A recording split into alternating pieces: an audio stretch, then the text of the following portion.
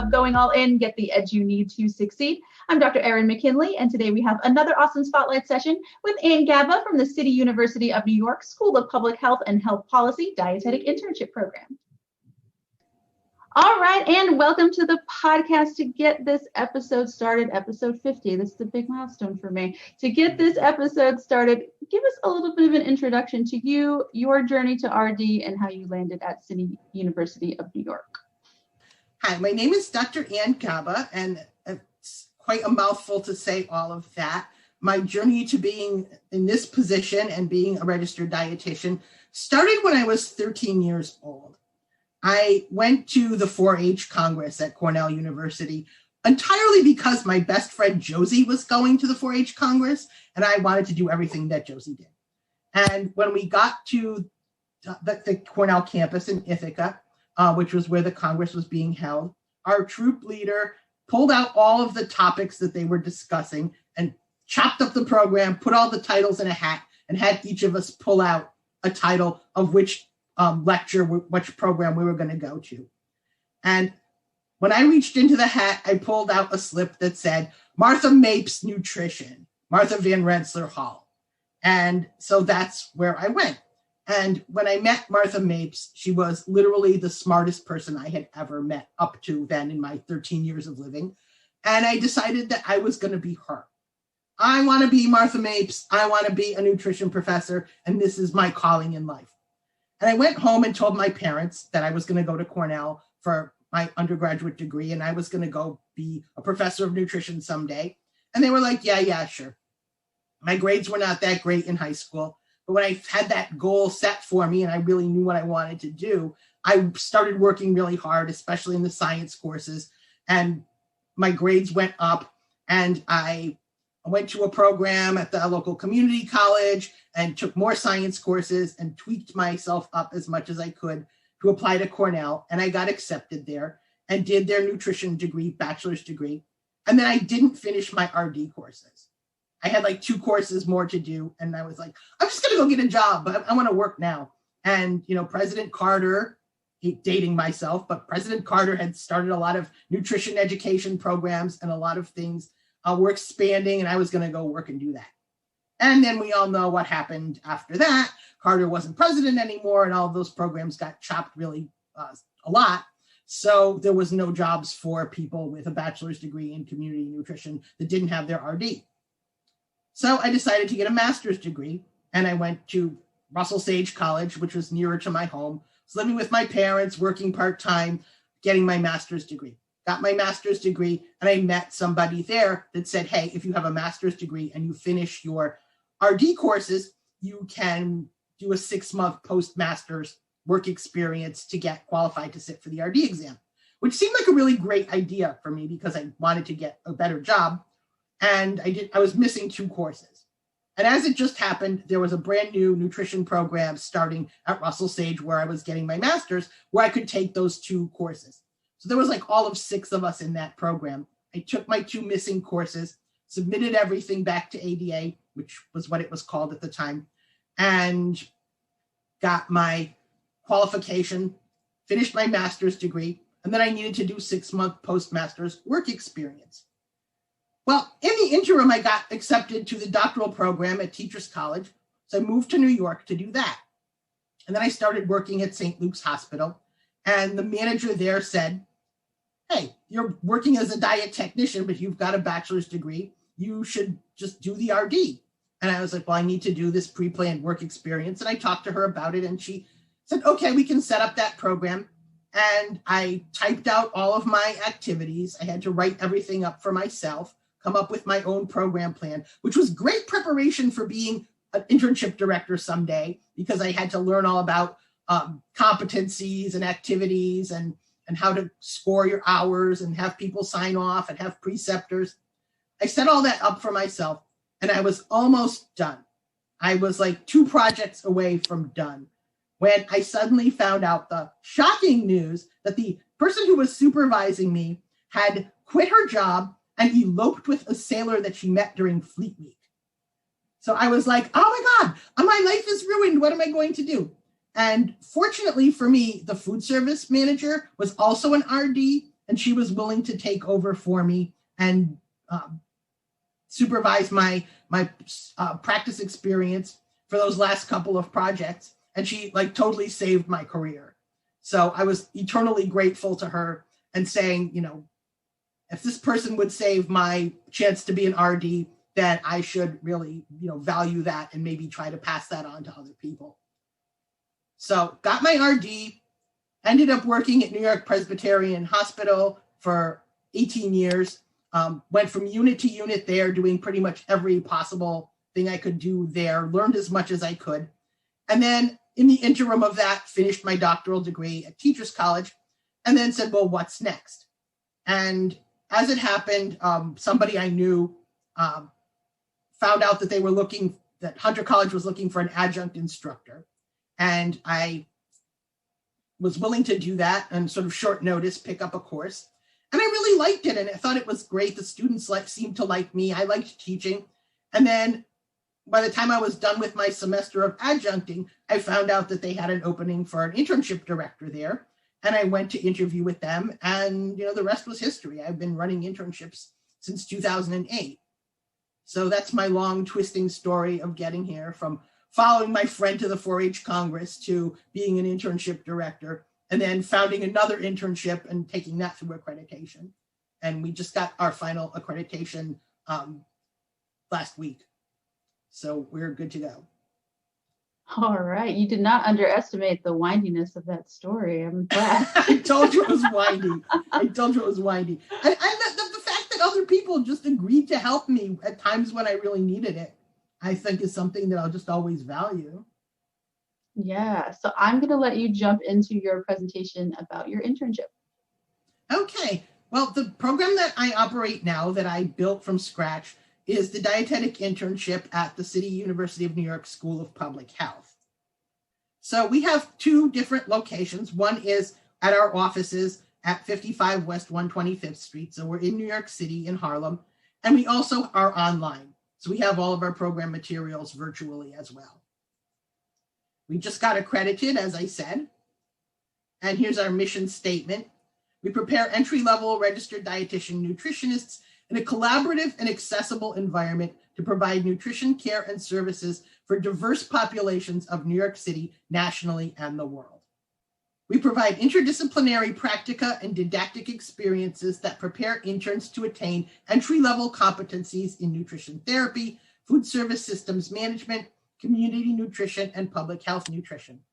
Interns develop ethical values consistent with professional healthcare and abide by codes of practice while practicing within diverse multi-ethnic urban communities.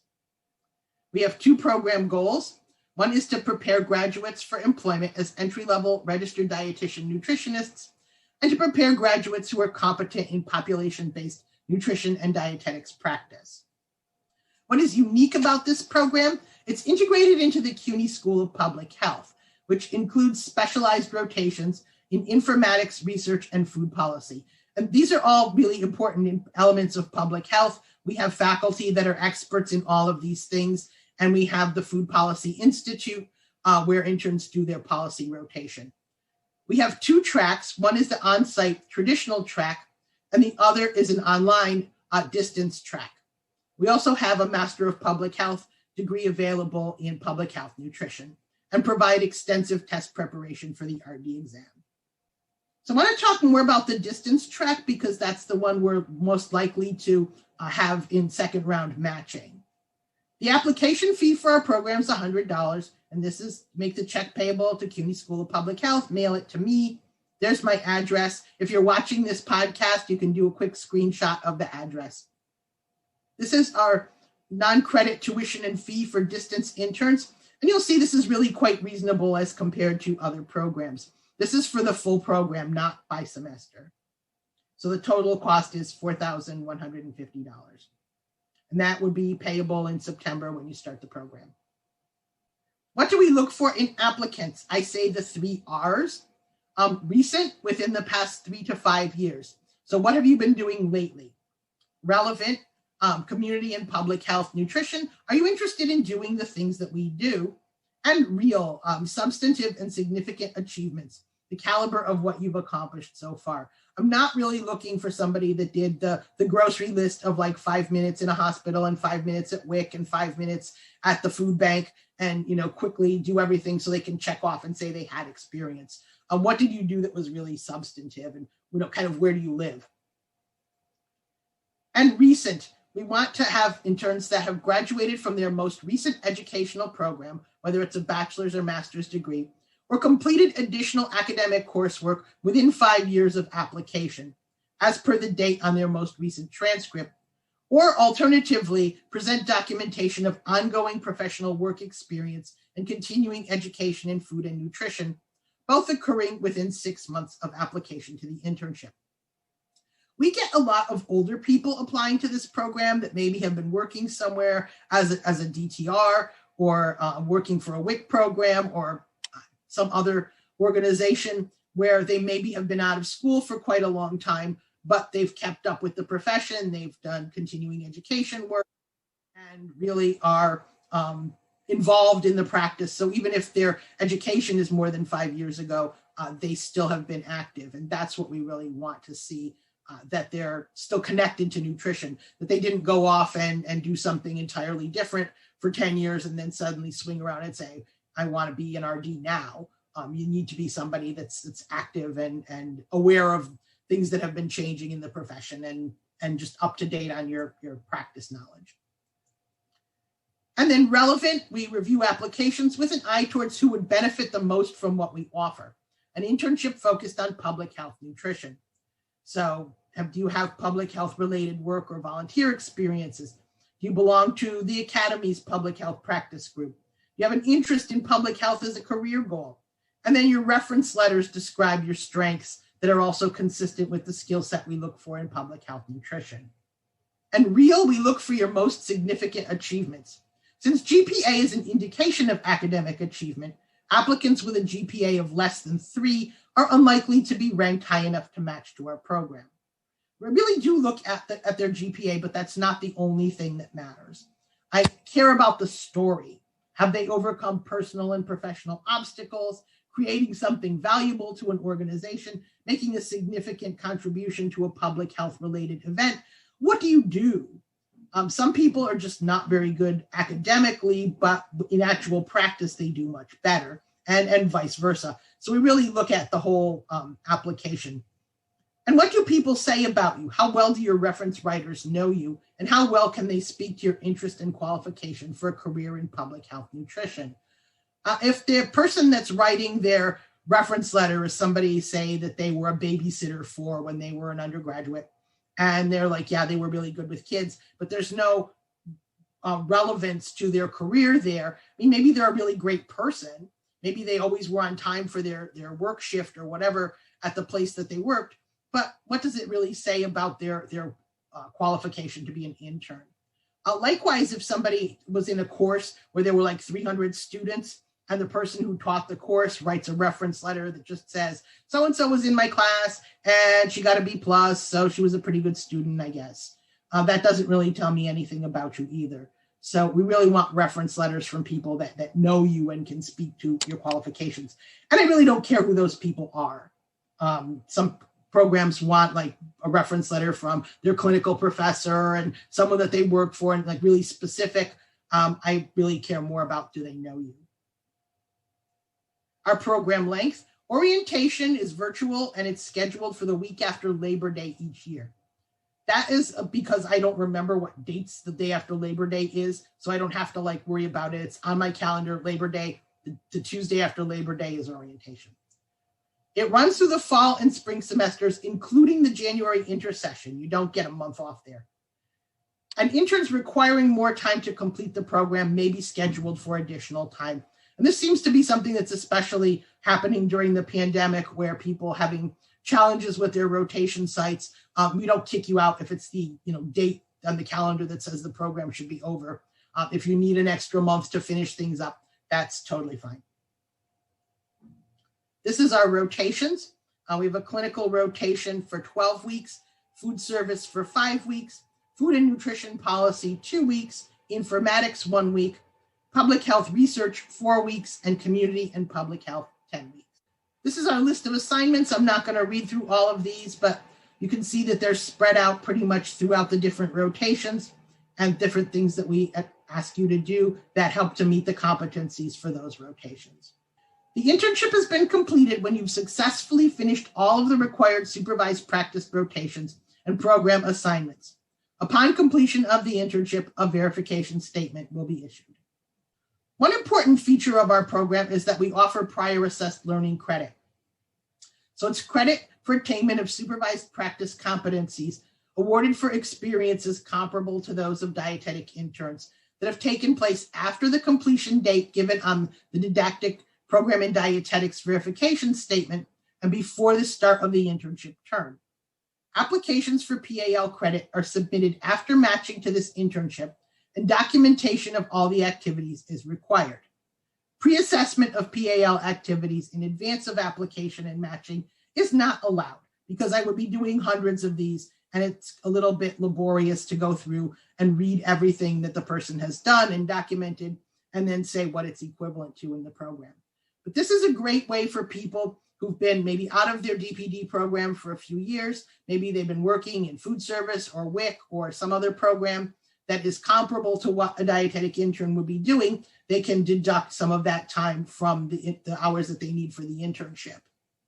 We offer a maximum of 900 hours of PAL credit, which is a quite significant amount. Interns should not request more than the maximum hours allowed. If you've been working for 10 years somewhere, you can't ask for 10 years worth of PAL credit because the internship's only 1 year long. Credit is for equivalency to DI rotation times. It's not a negotiation based on how long they've worked anywhere. People always want to do that. Like I've been working somewhere for 10 years and now I want to just not have to do an internship. No, it's got to be based on what's equivalent to the internship. For example, the food service rotation is 5 weeks long, which would be the maximum possible PAL for someone with food service experience, even if they worked in food service for 5 years. I can't underscore this point enough. It doesn't matter how much time you spent actually doing the thing. It is the amount of time you would have spent doing that as an intern. All right, now how to apply for second round matching. Applicants must transfer their application in the Dietetic Internship Central Application System, DICAS, to the applicant portal for this program, the CUNY School of Public Health. Distance internship applicants must also submit a supplemental application form, which is available on our program website, listing the preceptors and their contact information for all your rotations. This should also include brief letters of intent from all prospective preceptors. Without this information, applications are considered incomplete and will not be reviewed. This is what that application form looks like. So you can see on this application form that you list all of the rotations that you've identified and the contact information for the preceptor at each one of those. And also to let us know if that preceptor site has a current affiliation contract with the CUNY School of Public Health. Some are repeat preceptor sites, so we wouldn't need to do a new contract with them. Each rotation site is required to submit a brief letter of support. So this should include the name of the facility, the name and contact information of the preceptor or preceptors at the site, which rotations are going to be done at that site, and a statement that they agree to precept the prospective intern. This is to ensure that there are no surprises when we contact people for affiliation contracts and scheduling and so on. You can't just say, I think this person will precept me, and then when I contact them, they've never heard of you. So we want to try to prevent that being a problem later on. Qualifications of preceptors. According to Ascend's 2017 Standards for Dietetic Internships, preceptors must have the education and experience needed to provide appropriate guidance for supervised practice experiences. Preceptors must be licensed as appropriate to meet state and federal regulations or credentialed as needed for the area in which they are supervising interns. Consistent with the policies of the CUNY School of Public Health, preceptors must be a registered dietitian with at least 1 year of practice experience post-registration to supervise the clinical MNT rotations. For other rotations, the RD credential is desirable with all preceptors having a degree certification or at least 1 year of experience in a nutrition or dietetics related field. So basically, they need to know how to supervise the area of practice that they're precepting in. How to identify prospective preceptors and rotation sites? Applicants should start with someone they already know. As a DPD student, they begin their professional networking with classmates, faculty, supervisors from field work, practicum, or volunteer work, employers, and others. Attending local nutrition and dietetics activities can further expand your network. So the first people you should ask about prospective preceptors and rotation sites are your friends and acquaintances, especially if any are RDs. People may know you related to health professions such as nurses or speech pathologists who may work with RDs in clinical practice who can help secure rotation sites. So start with your own personal network and see who you know that could be a preceptor. Look around the neighborhood. What organizations serve your area? Schools, Head Start, WIC, Cooperative Extension, faith-based or civic organizations, food pantries, soup kitchens, community gardens. All of these places can provide practice experiences. And your local community college or health-related charities may also be a good place to start. So basically just put out those feelers to everywhere that you possibly know and see what kind of preceptors you can identify for yourself so that you can apply as a distance intern with all of those preceptors ready to go. Cast a wide net, look for additional opportunities. And especially if you're interested in a very specific specialty, an internet search may be the way to go. Search for potential opportunities and contact the organizations you find. Even if they are too far away or unable to serve as your preceptor, they may know somebody who has a better option for you. And now with a lot of preceptors working virtually, you can pretty much work with anybody anywhere in the country. It's important for interns to have an attitude of service to the sites that they will be working at. So when you're seeking locations and preceptors for your internship, make it a two-way street. Think of how what you will do can be of benefit to the preceptor and their organization and patients and clients. In addition to what they will do for you in providing you with an opportunity for supervised practice, what are you going to do for them? Think this through before you call or visit the site, and be prepared to be of benefit can be the key to winning over a preceptor. So I have some examples here of being fluent in a second language, having computer skills or skills required in a previous career or hobby. Be creative in arriving at a mutually beneficial plan. I find that some of the interns that have been the most successful are the ones that offer to do things and give things to the sites rather than just be, I need a preceptor. You have to be my preceptor. Gimme, gimme, gimme. Nobody wants that. So they're going to say no. You want them to say yes, offer things, be there with your skill set and your abilities and what you can do for them, and make it something that they're going to want to bring you onto their site as an intern. Affiliation agreements are required. Anything that's a new site that's identified by a distance intern, they'll be required to execute an affiliation agreement with the CUNY School of Public Health prior to the intern commencing a rotation at that site. And our application deadline for second round matching, this is really important. We'll be accepting applications for a second round on a rolling basis until May 31st, or until all of our remaining spots are filled. So that means if we get a complete application from someone and they look good, we'll approve them and they can be admitted to the program as soon as they give that application to us. So they're not going to have to wait for committee meetings and matching again in the second round. Scheduling, as I said, orientation is the week after Labor Day. Travel to New York City is not required for distance interns. Orientation is virtual.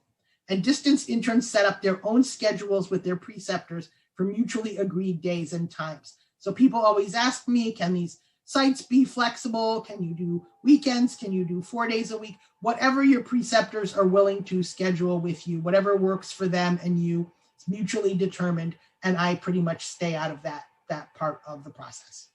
What if? What if you want to be a part-time intern?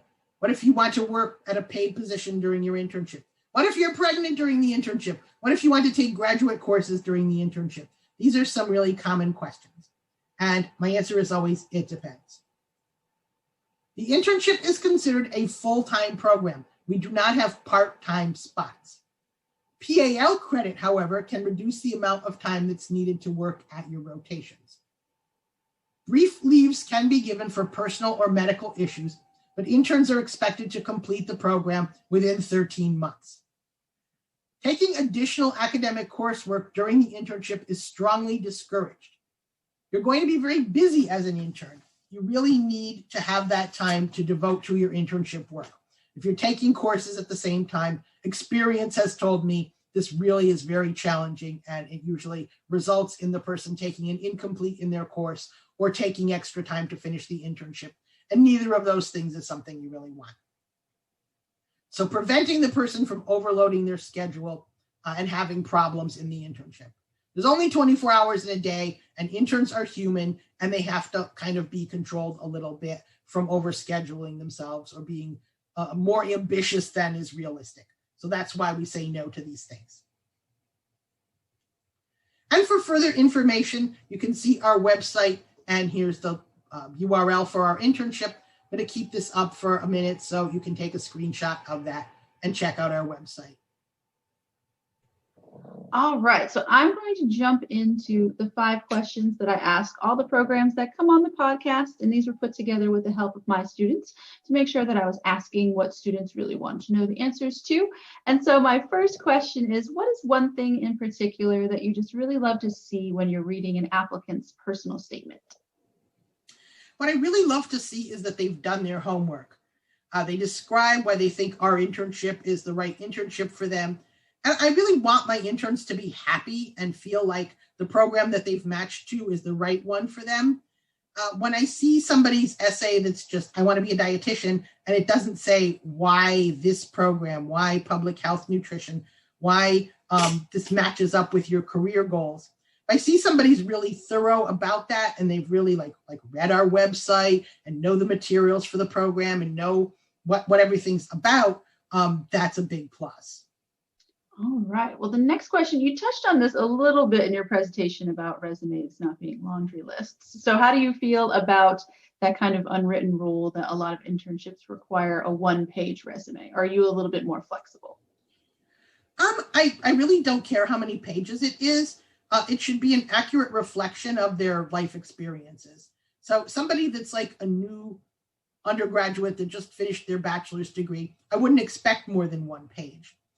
They don't need to like pad it with things that they did in high school or middle school or whatever. If they were in a club or took dance lessons or something, it's not that important to me. I want to know what they did recently and what they've done that's relevant to the program. If it's somebody that's worked multiple jobs, they graduated maybe a few years ago or not more than a few years ago, maybe they had a previous career and they did other things, those things might be relevant. There might be transferable skills. If they worked in, say, computer science, they might be stronger for the informatics rotation, or they might be stronger for the research rotation if they have skill set from that. So I would want to know that. I'd want to know, what are they bringing to the table? So if it's something they've done, prior to applying to the internship, then it should be on their resume. I don't want to see like 20 pages with your whole life story on it, but if it's more than 1 page, it's fine, as long as it is relevant and reflects what they need for the program. All right, perfect. So my next question is, what are 1 or more things that an applicant may do? And this could be in any dealings that you have with them, either before they apply or when they do actually apply. What are some things that might raise red flags for you, where you might think this person might not be a good fit for this program? There's lots of things applicants do that drive me bonkers, that are like self-sabotaging and makes me just want to say, who's your advisor? Why are you doing this? Probably number 1 is to write an essay that's clearly tailored to the program they really want to match to, that isn't mine. They swap out the name in the last sentence or 2, but it's really obvious that they're not talking about my program when they're writing their essay. And maybe they're saying something else, or even not even change the name of the program. I've gotten essays with the name of, this is why the so-and-so program is going to be the perfect match for me, and I will be so happy if I match there. I'm like, okay, well, go there then. Don't come to my program if you don't want to be here. Putting the name of another program in the essay is just major no-no. Come on. Also, incomplete applications really bother me. People that write like 2 sentences for their personal statement. I've gotten ones that had like 1 reference letter and half a paragraph for their personal statement. I'm like, it's not a lottery. It's not just throw your name in the hat and somebody will match you. You have to actually make a serious effort at filling out your application. And also for the distance program, you need to have all of the preceptors. You can't put like 2 or 3 preceptors down and then say, I'll find the others later. Because what if you don't? I don't want to have people get stuck. I don't want to set people up to fail. And so it maybe seems like I'm being mean that I'm asking them to have all of those things lined up, but I'm really not. I want them to be fully prepared and I want them to be ready to succeed in the program. And if they're not ready to do that, then there's always next year. All right. So what is one area of the program that you're working on trying to make an even better experience for the interns? I've been working really hard at developing the RD exam test prep course. I pulled together a lot of content and recorded lectures based on the CDR outline of all the topics outlined for the things that they include in the RD exam. I've been doing little mini lectures on each of those topics and kind of reviewing what they had in their DPD courses. A lot of interns tell me that they forget what they learned. They might have taken their food science course, say, 2 or 3 years ago. So they don't necessarily remember, yeast breads or gluten development or food packaging and different kinds of plastic and whatever all that they had in those courses. I go through all of that material. I'm doing life cycle, presently recording lectures for that, and basically just giving them a quick way to review all of that stuff, other than just lists of things in a book. So I've been working on that and trying to continuously build that and make it better year over year. All right. Well, my last question of the 5 is a 2-part question. The first part, what would be the 3 best adjectives, descriptors, or phrases that you feel best describe your program overall? Okay. Describe the program: flexible, individualized, and diverse. All right. Do you want to expand on any at all? Well, flexible, I think I've been talking about, with describing the program. Individualized in that we try to tailor those rotations as much as possible to the individual interns' interests and needs to set them up for their career path. And diverse in that we've attracted a really diverse grouping of interns over the years. So I think that's the strength of the program, that people ask me, how do you learn about diversity? I'm like, they meet their classmates. And even virtually, people have the contact information for each other. They've made Facebook pages and had meetings, just to talk to each other and compare experiences. And it's a strong feature of our program. All right, awesome. So the second half's very similar: 3 adjectives, descriptors, or phrases to describe your ideal applicants. Flexible, again, adaptable, and capable. All right. Do you want to expand on any of those at all? I think for capable, you want people who can do the work and who aren't afraid to really dig in and work. Not always with a lot of hand-holding and direct supervision, especially with the virtual environment now. People are doing a lot of things from home. They're managing a lot of things and then having discussions with their preceptor later in the day, so they don't necessarily have somebody on top of them every minute. For me, that's a plus because I always hated being micromanaged. But if you're somebody who really needs a lot of structure and needs a lot of like one-on-one interaction all day, that they might not be the best candidate for our program. All right. Well, those were all the questions that I had for you today. So to close out this episode and give us a quick take-home message for potential applicants during second round this year. This is a unique program. Check it out. Look over our webpage and see if it's right for you. And if so, we'd really love to hear from you.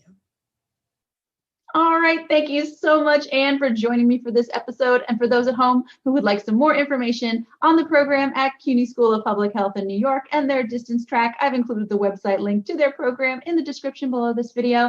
And as always, don't forget to like this video and subscribe so you never miss an episode with another awesome dietetic